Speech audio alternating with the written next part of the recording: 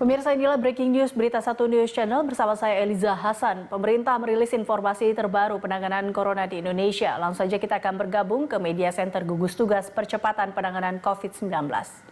Konsisten meningkat dengan jumlah yang semakin sedikit. Namun di beberapa daerah ada juga yang tidak konsisten.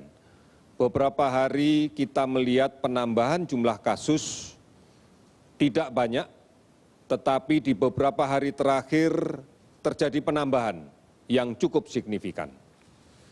Di beberapa daerah juga masih belum terbentuk pola grafik yang konsisten, yang susah untuk kita tebak dari hari ke harinya. Oleh karena itu, saudara-saudara sekalian, ini adalah sebagai gambaran yang bisa kita maknai bahwa proses penularan di luar, di tengah-tengah masyarakat masih saja terus terjadi. Seperti yang telah kami sampaikan beberapa waktu yang lalu, bahwa COVID-19 ini adalah penyakit menular yang sudah dinyatakan sebagai suatu pandemi.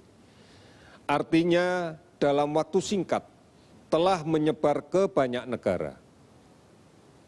Pada awalnya kita bisa menggambarkan sebaran-sebaran klasiknya yang dibawa oleh orang yang dalam keadaan sakit, oleh orang-orang yang kemudian bergejala dengan suhu di atas 38 derajat Celcius, dengan orang yang disertai batuk, dengan orang yang disertai sesak. Namun dalam perkembangannya, gambaran ini sudah tidak lagi menjadi ciri khas dari orang yang membawa atau di dalam tubuhnya terinfeksi virus COVID-19. Kita banyak menemukan orang yang di dalam tubuhnya ada virus COVID-19 yang ditandai dengan pemeriksaan PCR positif dengan gejala yang sangat ringan, tidak panas, tidak batuk, sehingga memberikan gambaran seperti orang tidak sakit. Inilah yang kemudian kita sebut sebagai orang tanpa gangguan, tanpa gejala. Manakala orang ini kemudian berada di tengah-tengah masyarakat, kemudian tidak menggunakan masker, melakukan kontak dekat dengan kelompok-kelompok lain yang rentan, maka inilah yang kemudian menimbulkan penularan. Dan inilah yang kemudian bisa kita gambarkan dari hari ke hari, kita dapatkan lagi kasus positif yang baru. Oleh karena itu, konsisten pemerintah sejak dari awal untuk memutuskan rantai penularan ini, maka yang pertama, kita harus melindungi diri masing-masing dengan cara menggunakan masker, dengan cara mencuci tangan dengan menggunakan sabun di air yang mengalir, dengan cara membatasi untuk keluar rumah, menghindari kerumunan. Ini adalah upaya-upaya perlindungan diri. Mengapa ini menjadi penting? Karena kita tidak pernah tahu sebenarnya di luar siapa yang menjadi OTG, siapa di luar yang membawa virus dan tidak menunjukkan gejala apapun.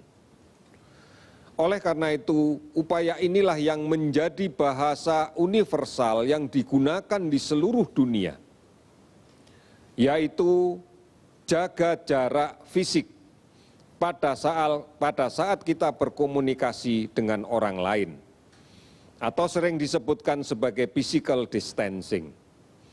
Kemudian yang kedua, gunakan masker manakala kita berada di luar rumah, manakala kita bertemu dengan banyak orang. Cuci tangan secara rutin dengan menggunakan sabun dan air yang mengalir sebelum kita menyentuh hidung, mulut, atau mata. Karena cara-cara inilah yang secara bermakna akan memutuskan rantai penularan. Saudara-saudara sekalian, beberapa catatan terkait dengan penularan ini telah kami sampaikan di beberapa waktu yang lalu. Di antaranya apabila ada seorang tanpa gangguan, tanpa gejala, seorang dengan OTG, yang kemudian tidak menggunakan masker dan berada di lingkungan orang lain, maka 70% peluangnya dia untuk menularkan penyakitnya ke orang lain. Namun apabila dia menggunakan masker, maka secara drastis angka persentase kemungkinan menularkannya tinggal 5%. Mengapa? Karena semua droplet percikan ludah dia pada saat bicara, pada saat batuk, pada saat bersin, tertahan oleh maskernya. Sehingga tidak hanya menyebar langsung ke orang lain, tapi juga tidak mencemari benda-benda di sekitarnya.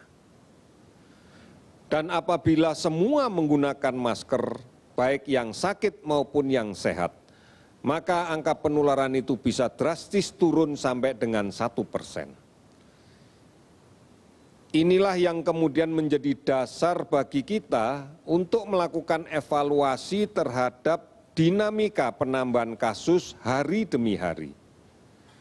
Kalau angka itu menurun, artinya kita telah berhasil bersama-sama untuk mengurangi, bukan meniadakan penyakitnya, mengurangi jumlah orang yang terinfeksi yang baru. Namun kalau angkanya meningkat, artinya kita telah membiarkan proses penularan ini terjadi lagi di tengah masyarakat.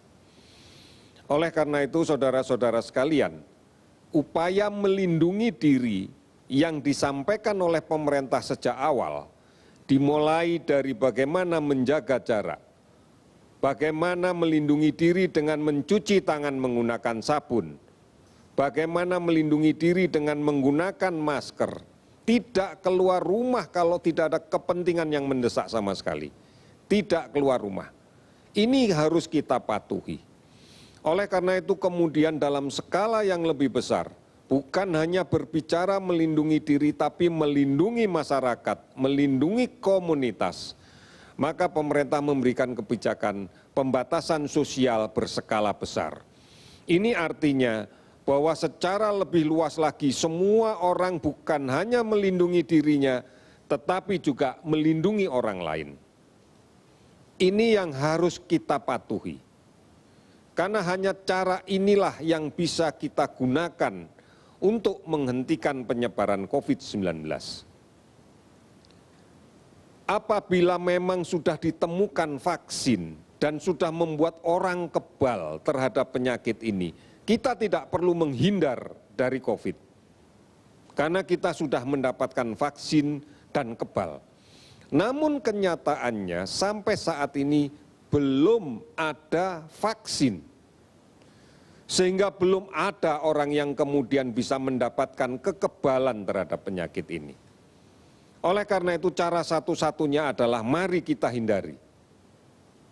Mari bersama-sama melindungi diri sebagai basis kekuatan untuk memutus rantai ini.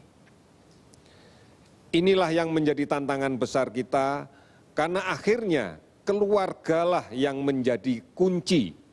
Bagaimana keluarga bisa melindungi dirinya? Apabila ini dilakukan oleh semua keluarga yang ada di tanah air, maka kita akan cepat menangani ini. Saudara-saudara, ini hal yang mendasar dari evaluasi dalam seminggu terakhir ini. Oleh karena itu, akan kami laporkan bagaimana kinerja kita pada hari ini. Jumlah spesimen yang kita periksa sampai dengan hari ini terakumulasi adalah 158.273 spesimen. Pemeriksaan dilakukan melalui 2 metode, yaitu menggunakan real-time PCR sebanyak 157.769 spesimen dengan menggunakan tes cepat molekuler TCM sebanyak 504 spesimen. Spesimen ini kita ambil dari 113.452 orang. Hasil yang kita dapatkan adalah dari pemeriksaan menggunakan PCR. Kita mendapatkan hasil positif 13.879, dari TCM mendapatkan hasil 153 orang, sehingga total hasil positif yang didapatkan 14.032. Total hasil negatif yang kita dapatkan adalah 99.420 orang. Kasus yang akumulasi yang kita pantau untuk ODP sebanyak 248.690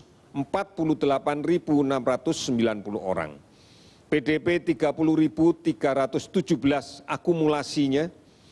Kemudian konfirmasi positif yang kita dapatkan pada hari ini sebanyak 387, sehingga totalnya menjadi 14.032. Kemudian kasus sembuh kita dapatkan tambahan hari ini 91 orang, sehingga total menjadi 2.698 orang. Meninggal 14 orang, sehingga total menjadi 973 orang. Kemudian 373 kabupaten kota terdampak di 34 provinsi. Saudara-saudara, mari kita cermati angka-angka ini. Inilah gambaran-gambaran kita apakah kita telah melaksanakan dengan baik kebiasaan untuk mencuci tangan dengan menggunakan sabun, memakai masker, menjaga jarak, dan tetap berada di rumah. Inilah jawaban yang mungkin bisa kita jawab masing-masing. Oleh karena itu, tidak ada pilihan buat kita. Hanya satu, patuhi seluruh langkah-langkah untuk memutuskan rantai penularan ini. Tetap di rumah.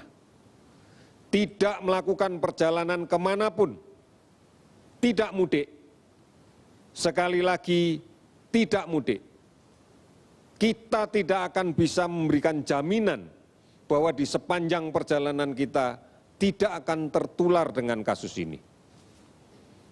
Mari bersama-sama untuk tidak mengambil resiko.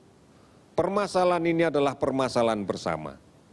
Karena satu orang saja sakit dan berada di tengah-tengah masyarakat, maka dia akan menjadi sumber penularan bagi masyarakat yang lain. Oleh karena itu, tenggang rasa kita penting, saling mengikatkan mutlak, gotong royong jangan pernah diberhentikan. Saudara-saudara sekalian, ini permasalahan kita. Ini hanya kita yang bisa menyelesaikan. Oleh karena itu, mari kita lindungi diri kita. Mari kita lindungi keluarga kita. Mari kita lindungi lingkungan kita. Hanya ini yang bisa kita lakukan. Dan kita pasti bisa melakukan itu. Pemerintah, masyarakat, tokoh agama, tokoh adat, tokoh masyarakat, semuanya bahu-membahu untuk melawan ini. Oleh karena itu tidak ada ruang bagi siapapun untuk kemudian tidak menjalankan aksi bersama kita untuk menghadapi pandemi COVID-19.